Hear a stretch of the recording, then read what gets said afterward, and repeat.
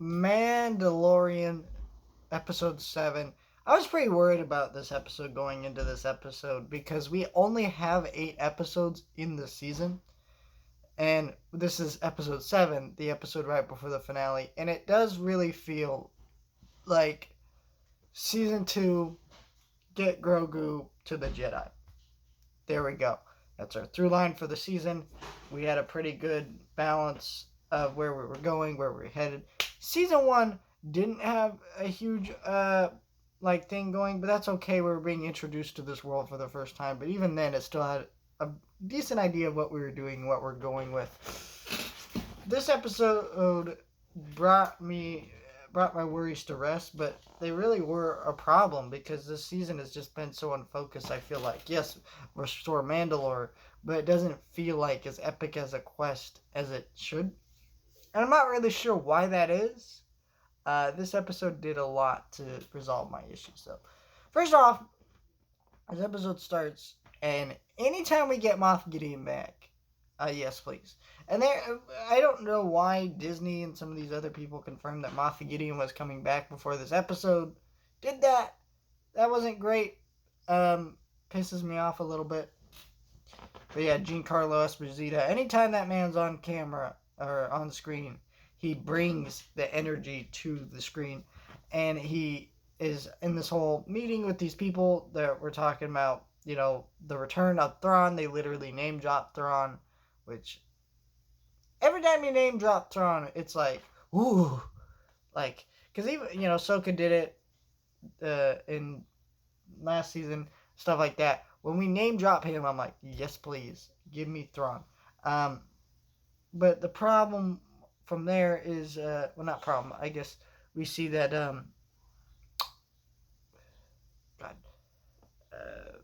we see that he mentions, what's the guy who's cloning the doctor, and, he's like, oh, he's captured by the New Republic, but there's clearly something other going on there.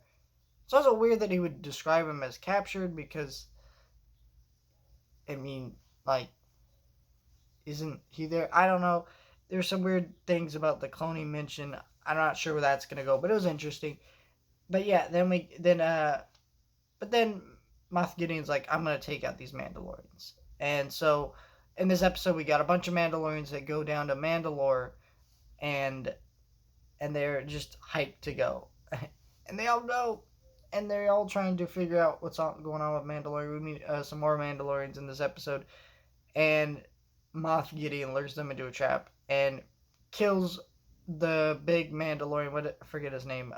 Voiced by Jon Favreau. The one voiced by Jon Favreau dies. Spoilers, I guess. Yeah, and that's how our episode ends. I mean, just wow. I mean, because Din Djarin's taken now, he's kidnapped. We don't really know any conclusion to that, and that's hard, because they're going to screw him up. Most of the Mandalorians escape, so obviously we're going to be able to get out of the situation pretty okay. This is how Star Wars works, but there's no bringing back the Jon Favreau Mandalorian. He's dead.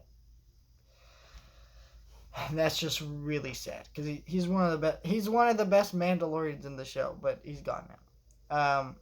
And yeah, it's really sad. And then seeing Grogu pilot IG-11 was really funny in the gags where he's just like, yes, yes. And Jordan's like, yes, what?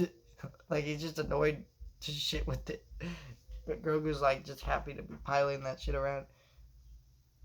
It was just great. It was an awesome episode.